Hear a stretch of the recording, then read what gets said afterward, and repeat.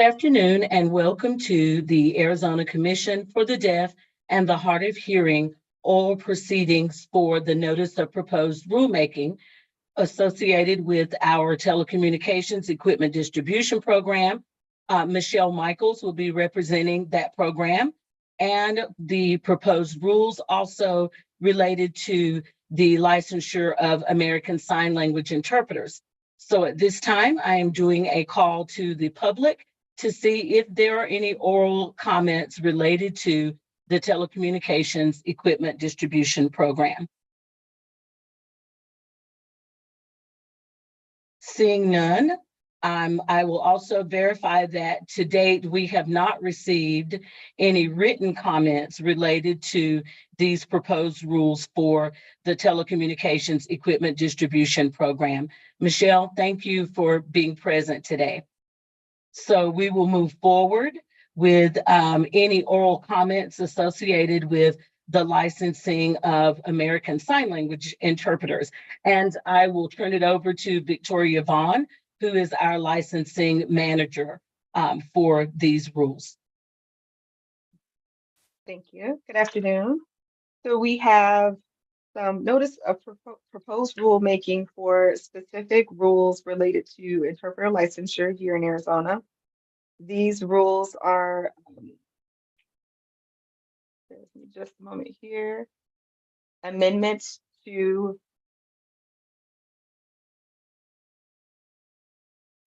some of these are amendments to rules related to interpreter licensure. So the rules listed here are the comments that we'll read, and we'll read the associated rules with them that go along with the comments. We have quite a few comments related to the legal license interpreter definition that we modified. Are there any public comments related to that right now from the public before I proceed to read the ones that we received, or I'll read those? Is anyone here present that wants to make a comment about the rule related to the legal licensing definition?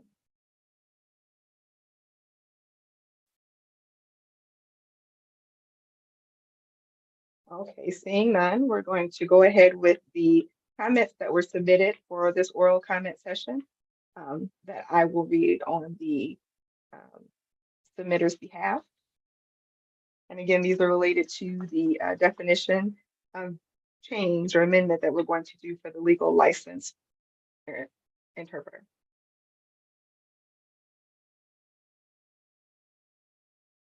The first one here is from Robert Hahn.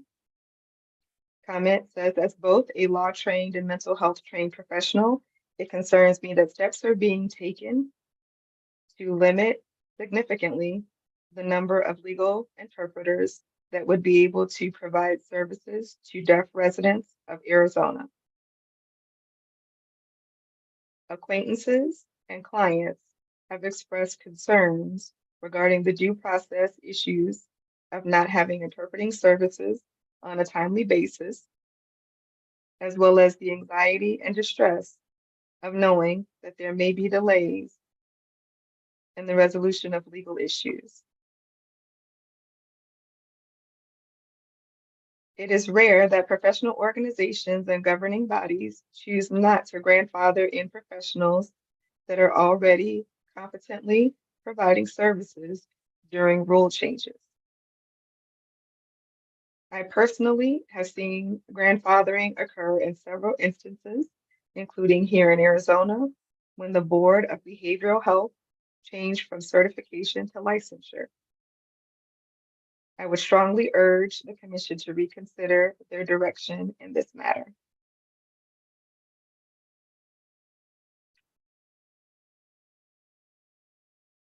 The next comment here is from Raymond Basler. I am a licensed interpreter in Arizona, and I have held a legal A license since 2017. I want to raise my concerns, as I have for many years, regarding the proposed change to legal A licensing requirements. I earned a legal aid license under the rules that existed in 2017 that allowed interpreters with certain RAD certifications who completed numerous hours of additional legal training to obtain a legal aid license without an additional legal certification. The most recent change to the rules for legal aid licensure added an additional certification requirement for those who were already licensed and successfully doing legal interpreting work in Arizona. While the current proposed change extends the deadline for obtaining that legal certification, it does not address what I believe to be larger issues. The additional requirement of legal certification places an unnecessary burden on interpreters who have already attained legal aid licensure under previous rules. This includes the cost of additional testing, and because RAD no longer offers a legal certificate, the need to maintain continuing education units and an additional certification system. A more important consideration is the impact this change will have on the deaf community across Arizona.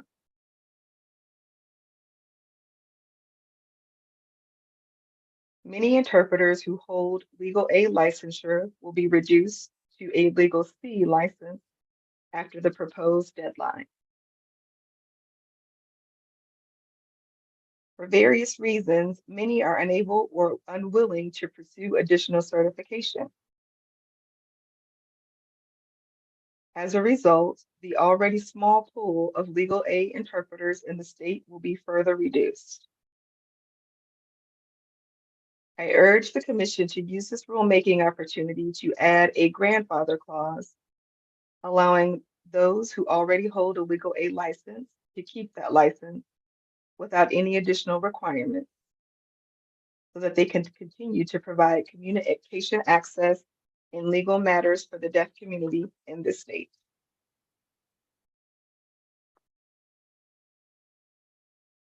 Next comment for the same subject is from David Savoda.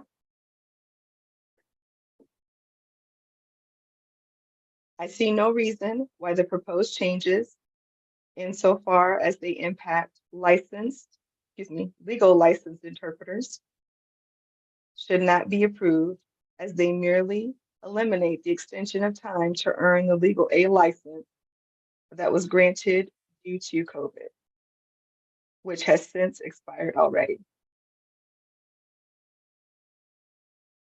None of the language access personnel in the state courts with whom I share the information expressed any concerns about the proposed rulemaking for legal licensed interpreters to me.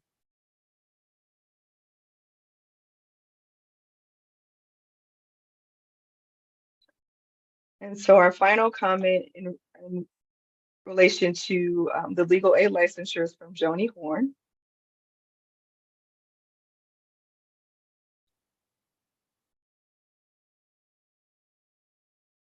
My name is Joni Horn, owner of Arizona Freelance Interpreting Services. My comments will focus on the change made to the legal aid licensure change during the last review and rules change. I admit I did not make comments during the last open comments on the rules change. I knew it would impact the community, but did not realize to what extent. Before the change was made during the prior review, AZ Freelance had a total of 19 legal aid interpreters that it regularly worked with to provide on-site services. With this number of interpreters, AZFLIS was able to confirm services for many assignments, including trials, probation appointments, depositions, last-minute assignments such as going to jail, etc. Many of those interpreters have 20+ years of experience and have been working in the community, including legal assignments. With the experience came many hours of legal training. Originally, when licensure went into effect, the rules stated R9-26504. And so I'm not going to read the whole rule there, but Joni cites R9-26504. Part 3 of that rule, it says hours of legal training, 24 hours in the 5 years before the date of application are required. And this is for a Class D legal interpreter license. And the statement goes on, many interpreters met or exceeded the number of hours working in the community and legal hours of training. Once COVID spread through the nation, interpreters began working from home, providing video remote interpreting, VRI. The demand for ASL interpreting services in general increased. With the demand increase of ASL service interpreters found that they did not need to return to the community to provide on-site services.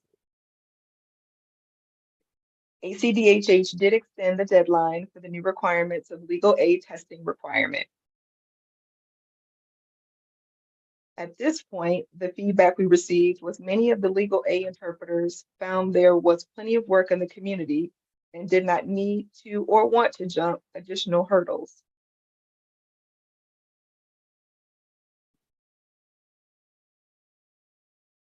AZFLIS's number of legal aid interpreters fell from 19 to 3. One of the 3 is providing ongoing daytime services to a non-legal customer. Another one of those 3 legal A's provides only VRI. The ACDHH list of legal interpreters is long, but many only provide VRI services and are not here in the state to provide on-site services. Right now, there's a discussion within the RID, Registry of Interpreters for the Deaf, Legal Special Interest Group, regarding VRI not being a suitable accommodation for courtroom hearings. RID no longer offers the SEL, which means the only option for a legal test is the BEI Court Interpreter Certification, CIC. The closest testing facility is Texas. The entire process could take 9 to 12 months from application to test results. With the current testing system, Arizona will never be able to increase its number of legal aid interpreters to meet the demand of an increasing population.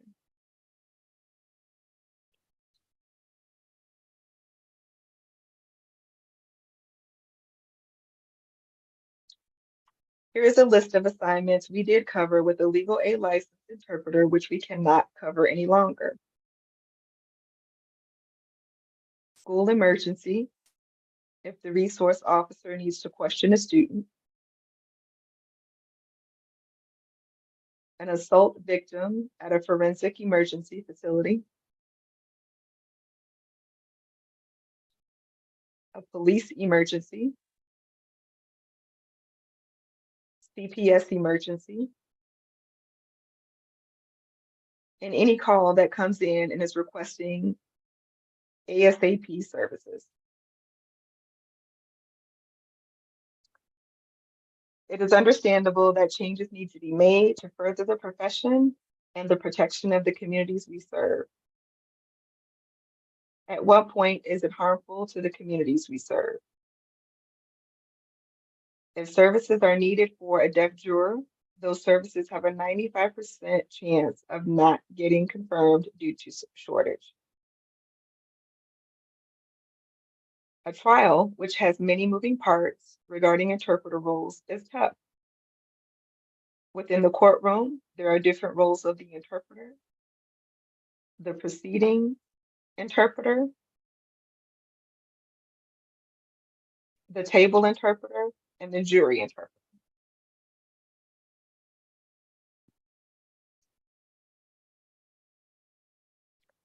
So you can see at times, some cases require a minimum of 4 interpreters.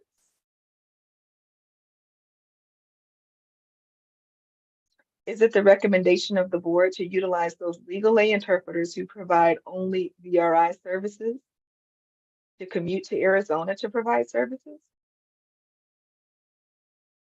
We currently have local legal aid interpreters who do not accept legal assignments. That too skews the number of available interpreters that is not truly reflected on the list. I do know that when the rules and regulations review happened the last go around, there were legal aid interpreters who did plan to pursue the additional testing requirements. But after COVID, interpreters as a whole did not return to the community to work, and legal aid interpreters found that they had plenty of work and did not need to pursue an additional certification. In hindsight, to not do any harm to our communities, grandfathering those legal aid interpreters of 2016 to 2020 before they dropped off after COVID, and setting a new requirement of BEI CIC requirements might have better served our communities. And then there's a list of assignment totals from 2020 to 2023. In 2020, 378 assignments were closed. 134 assignments were canceled due to lack of interpreters. And 9 assignments were filled. In 2021, 482 assignments were closed. 135 assignments were canceled due to lack of interpreters, and 20 were unfilled.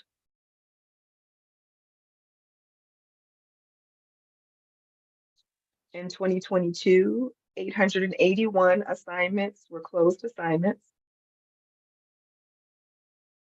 122 were canceled due to lack of interpreters, and 22 assignments were unfilled. And then in 2023, 690 assignments were closed. 306 were canceled due to lack of interpreters, and 23 were unfilled. And it says hearings, appointments that were not rescheduled or filled. That's 23. That's what that unfilled category is for. You can see our numbers of legal assignments continue to climb, but the canceled, unfilled have increased dramatically. This year, the number of closed assignments declined for the first time, causing the canceled, unfilled to increase. I am asking to better serve the deaf and hard of hearing community in Arizona. I'm asking the ACDHH board to consider reinstating, grandfathering those interpreters who held a legal A that dropped to a legal C before the rule change, to ensure the deaf and hard of hearing communities are better able to receive accommodations and access to information during a very serious time of their life.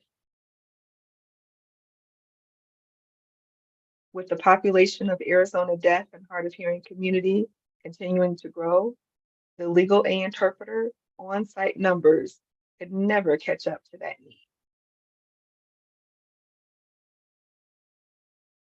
So that's the end of that comment. And I believe we have someone on Zoom with us who would like to comment. Marie?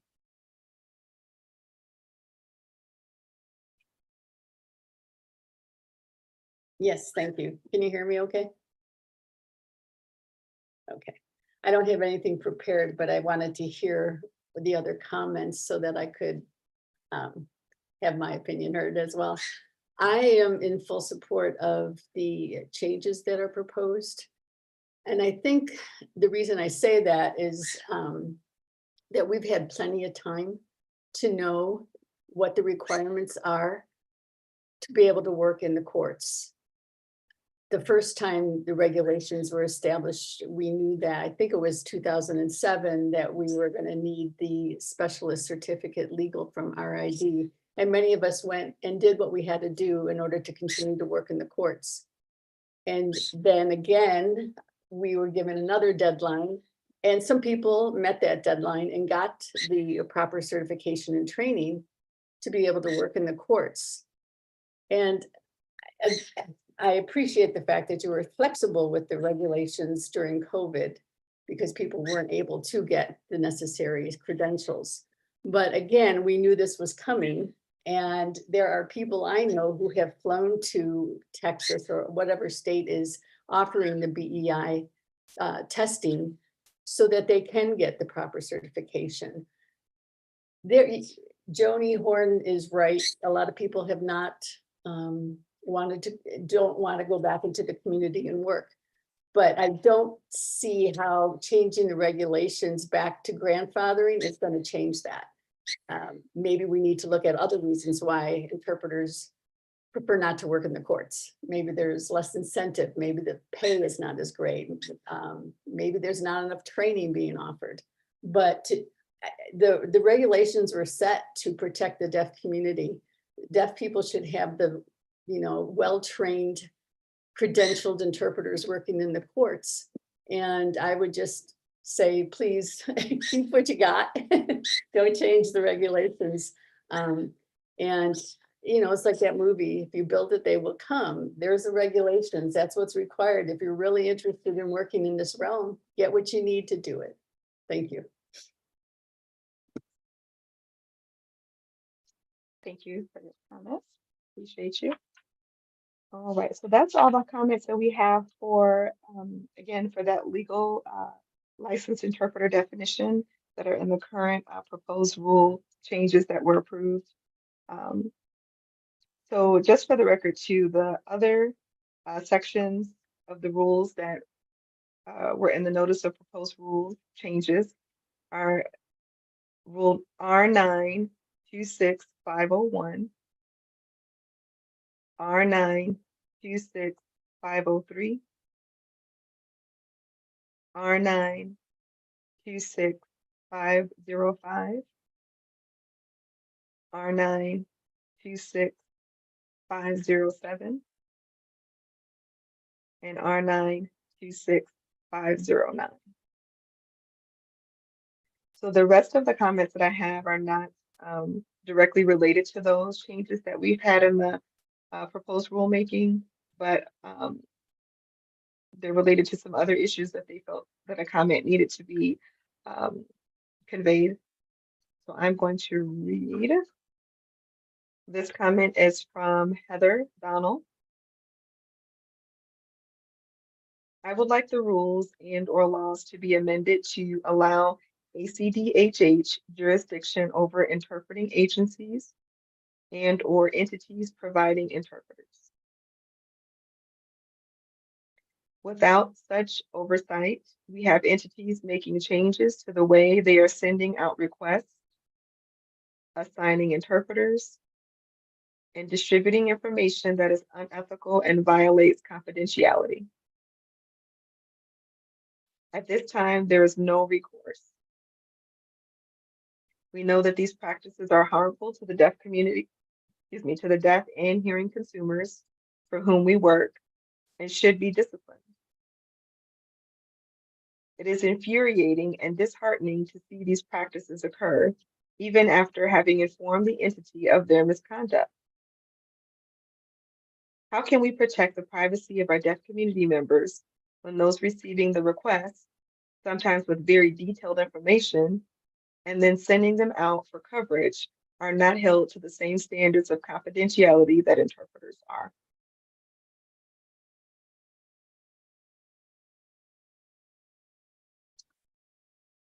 So those are all the comments that I had that were requested to be read during this oral comment session. If you have submitted written comments to us via email, we appreciate that. Those written comments will be a part of the record as well. And we'll double check just to make sure if there's anyone else that'd like to make an oral comment today. Do we have anybody on YouTube that's watching that wants to make a comment? Anything?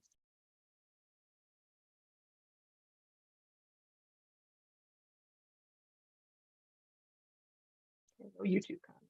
All right. None.